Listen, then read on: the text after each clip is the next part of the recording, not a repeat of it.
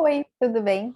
Nesse vídeo eu vou falar sobre a assinatura das plantas. Já pensou sobre isso? O que que é a assinatura vibracional? Se as plantas e os seres vivos, eles têm uma assinatura própria? E se tem, como que essa identidade ou marca pessoal, ela pode ser traduzida? E aí, pensando também nos óleos essenciais, então essa identidade de uma planta, traduzida, por exemplo, num óleo essencial, ela pode nos afetar, pode afetar os seres vivos, ou aquilo que o óleo essencial entra em contato.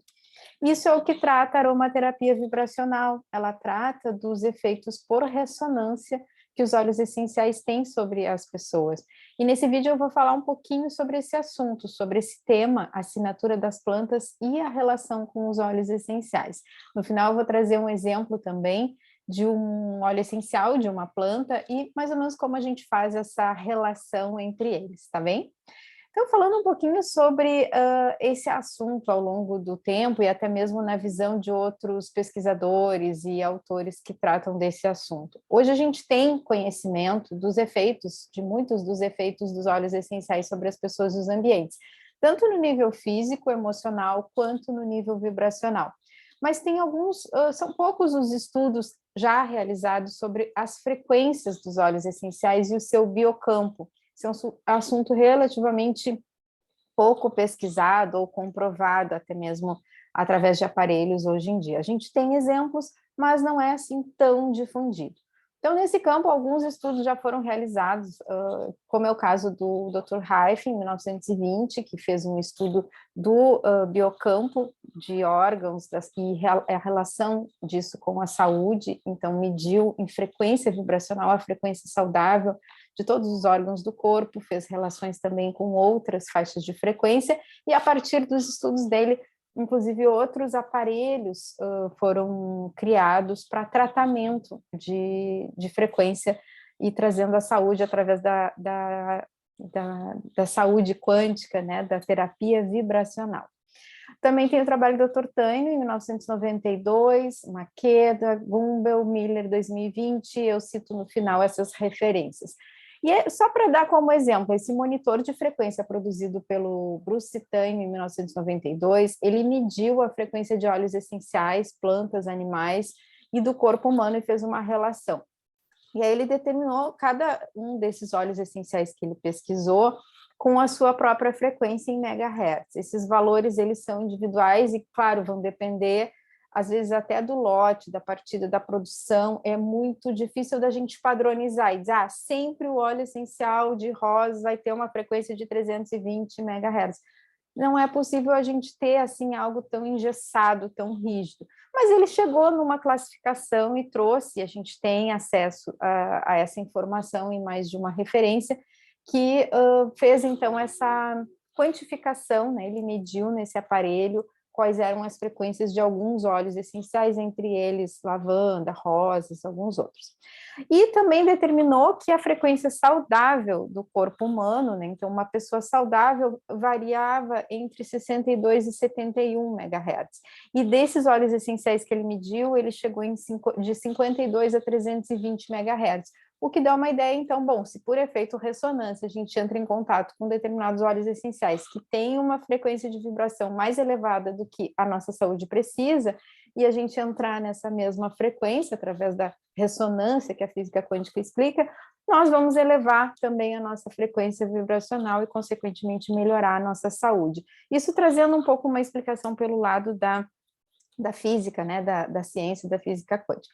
Tem outros trabalhos também, o próprio Dr. Reiju Makeda, da Finlândia, realizando estudos sobre magnetismo, eletromagnetismo, ele descobriu que o odor, né, então o aroma, é uma radiação eletromagnética de moléculas e átomos específicos. Então, se criam campos de energia eletromagnética que acabam viajando, então viajam mais rápido e de forma mais direta que o movimento das moléculas, então são mais leves, mais voláteis, viajam com mais facilidade.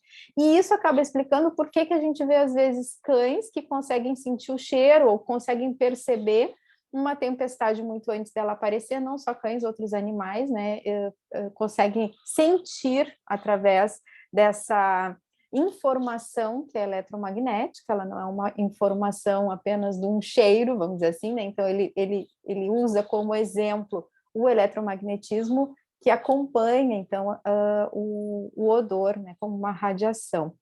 E também os tubarões na água, que eles sentem, vamos dizer assim, o cheiro do medo e de sangue, a uma distância muito grande. Então, seriam os constituintes sutis dos óleos essenciais que podem ser percebidos pelo cérebro imediatamente, numa velocidade muito maior do que aquela assimilação da percepção do aroma pela nossa memória, pela nossa compreensão. Então, está se falando de vibração, está se falando de eletromagnetismo. Isso, um doutor, né, Reiji Makeda, da Finlândia, trouxe essa contribuição.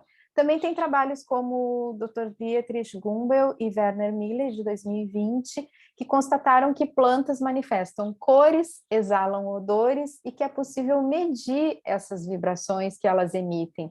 Essas vibrações, elas são reveladas na forma de resistência elétrica. Então, a gente tem ali impulsos que surgem de uma maneira que pode ser transmitido para um oscilógrafo, que é um aparelho que fica ligado ali na planta, mediante eletrodos, num caule, e outro nessa zona radicular. E aí a gente tem, por exemplo, a forma de medir, né, através desses eletrodos, uma determinada vibração. Essa vibração, nessa forma, né, de medir, ela vai traduzir, e a obra fala, né, como se fosse uma música. Então, a obra se chama Vibração, Essência da Criação, Música da Vida, que é muito bonito, e a gente acaba tendo ali uma interpretação também de como a planta se comunica naquele ambiente. Então, é uma forma de leitura. Estou compartilhando aqui a tela, então, só para ilustrar isso que eu estava comentando antes, dessas duas pesquisas, e também vou mostrar agora aqui algumas imagens de uma outra pesquisa que foi feita sobre esse efeito, né, de ressonância dos óleos essenciais em experimentos com a água. Então, o trabalho do Dr. Masaru Emoto, talvez já conheça, já tenha ouvido falar, mas essas fotografias aqui, essas imagens que ele tirou, né, tá no livro Mensagens da Água, então ele tirou fotografias microscópicas da molécula da água congelada que entraram em contato com dois óleos essenciais, óleo essencial de camomila e de erva doce, dentro dessa pesquisa que ele fez também com outros elementos, né, por ressonância. E aí, no caso do óleo essencial de camomila, a gente pode ver ali na imagem a florzinha da camomila, e a imagem da fotografia da molécula de água muito semelhante à própria flor. Então, ele constatou isso nos dois casos, no óleo essencial de erva doce também, a flor da erva doce e a molécula de água em contato com, por ressonância, em contato com o óleo essencial de erva doce, também ficou muito semelhante à sua estrutura, né, a sua molécula, a sua organização molecular, a sua estrutura ficou muito semelhante à da própria flor. Então, também constatou. Falando, então, sobre a assinatura das plantas, esse assunto, né, da aromaterapia vibracional também, se a gente volta um pouco mais na história, e aí falando de Paracelso, que foi um médico suíço da Renascença, ali 1490 e poucos, 1500, ele viveu, ele tinha uma teoria chamada teoria das assinaturas, que dizia que as plantas, elas tinham sido criadas na natureza, enfim, criadas por Deus, como medicamentos, como aquilo que a gente precisava para viver. Então, existia uma medicina botânica oferecida pela natureza, pelo universo, para os seres vivos. E, de acordo com ele, então, a gente tinha alguns sinais de para que cada planta servia. A partir da observação, então, era possível fazer essa relação do remédio, né, com aquilo que a pessoa estava precisando. Então, a necessidade que existia ali para a cura, para uma doença, para um mal, para um sintoma, e qual a resposta disso na natureza através desses sinais que podiam ser observados. Então, como alquimista, ele fazia também esse trabalho de observação da natureza, de manipulação daqueles elementos para criar medicamentos, para criar respostas, para criar fórmulas, para criar muitas vezes o que as pessoas precisavam para se curar e não tinha à disposição, né, de outra forma. Então, ele foi, inclusive, um dos primeiros que estudou a parte da química, botânica. Então, aqui mais alguns dados nesse outro slide, né, do próprio, da época em que ele viveu, que foi ali 1493 a 1541, ele formulou essa teoria chamada teoria das assinaturas, ou em latim, signatura rerum. Essa teoria preconizava, então, que todo ser da natureza tem uma imagem da virtude que guarda dentro de si, ou seja, uma identidade, uma marca pessoal, uma marca própria. E essa observação mais atenta dos sinais de cada um dos seres vivos, das plantas, né, que era o objetivo desse trabalho, então observando mais atentamente cada planta na sua forma, no seu cheiro, na sua cor, no seu local de habitat, entre outras características, poderia revelar ali a atividade terapêutica daquela planta, então que corresponde a um princípio que é considerado também uma proposta da homeopatia, que é semelhante cura semelhante, ou similia similibus curantum. Eu não sei dizer direito esse termo em latim, mas é semelhante cura semelhante. Então, esse princípio, ele também contrariava a teoria dos opostos, que era atribuída na época a Hipócrates e Galeno, e que preconizava exatamente o contrário, né? Então, a cura pelos opostos, que é a base da medicina alopática. Então, só como informação, Paracelso também foi considerado o pai da toxicologia, porque ele foi um dos primeiros cientistas a introduzir a química na medicina, e ele expôs claramente esse conceito de resposta à dose, e ele dizia que somente a dose determina que uma coisa não é veneno. E até hoje a gente vê muito isso. A diferença entre o remédio e o veneno é a dose. Essa frase, essa máxima é trazida por Paracelso. A gente tem também alguns outros estudos, e aqui eu trago um exemplo de uma obra, de um livro, que é A Linguagem das Plantas, da Julia Greves, e ela também considera nesse trabalho a assinatura das plantas, falando que, dependendo do ambiente onde a planta está, das formas, da parte utilizada, ela também vai ter uma relação com aquilo que ela oferece no sentido de tratamento, de benefício, de propriedade, até mesmo de cura. Ela também cita Paracelsus como essa via, né, que ele via a força vital como uma inteligência ativa e dirigente que mantinha e reparava o organismo de maneira dinâmica, e chama as plantas de professoras. Eu gosto muito dessa expressão, desse termo, e eu uso, inclusive, os óleos essenciais como sendo óleos mestres, óleos professores, dependendo do que a gente tem como trabalho terapêutico em cada um. Trazendo, então, um pouco esse assunto para a física quântica, a gente tem as chamadas terapias vibracionais, onde cada um dos elementos, né, vai ter uma resposta também como frequência, e que as plantas e os óleos essenciais que são extraídos das plantas também são compostos de estruturas bioquímicas e sistemas de energia. Então, a gente não está falando só de química, a gente está falando de frequência e está falando de bioquímica. Por isso, os óleos essenciais foram chamados por Paracelso como a alma das plantas. Então, a aromaterapia, ela tem esse princípio, ela utiliza os óleos essenciais em toda a sua riqueza natural, para tratar as pessoas, seja no nível físico, daí a gente pensa muito na bioquímica, ou nos níveis emocional e também energético. E é justamente o que a psicoaromaterapia se dedica, que esses dois aspectos, o foco da psicoaromaterapia é o equilíbrio da mente e das emoções, usando os óleos essenciais como instrumentos. Então, a gente vai ficar muito mais concentrado ali no aspecto emocional e energético. Então, a parte vibracional dos óleos essenciais, ela é muito importante, ela é levada em consideração na psicoaromaterapia. Então, quando a gente chama a aromaterapia vibracional, ela é um segmento da aromaterapia, que busca conhecer e empregar as propriedades dos óleos essenciais no aspecto energético. Por ressonância de frequência de onda e campo de vibração, a gente vai ter a ação dos óleos essenciais em contato com as pessoas, além do estímulo aromático. Então, a gente tem o estímulo aromático, é o estímulo, né, do cheiro ali que a pessoa está percebendo, está entrando em contato com o olfato, com todo o sistema nervoso, mas também existe um efeito de ressonância pelo biocampo, pela frequência de onda, e uma ação do óleo essencial pela aromaterapia vibracional. Isso é muito importante a gente conhecer, a gente saber, a gente ter acesso, porque quando se trata de psicoaromaterapia, esse efeito ele é bem significativo. Então, cada óleo essencial ele tem um conjunto de componentes químicos que vai traduzir a sua natureza, a sua bioquímica, e também vai ter uma assinatura energética.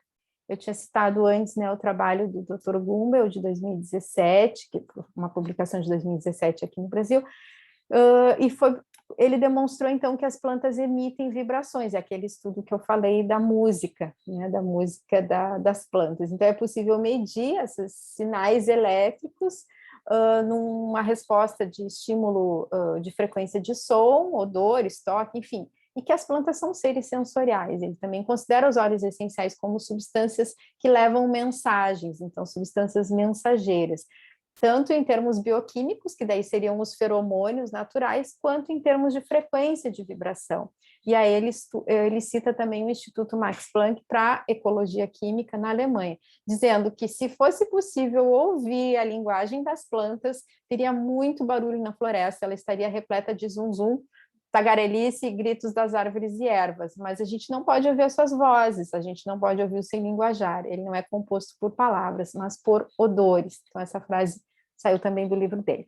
E para finalizar esse conteúdo aqui, que eu estou compartilhando, eu vou dar só um exemplo, pensando numa planta, numa flor, né, que a gente vê a natureza dela, presente ali, viva, no caso da próprio local onde ela nasceu, na natureza, e a gente vai ter o óleo essencial dessa planta e vai conhecer as suas propriedades.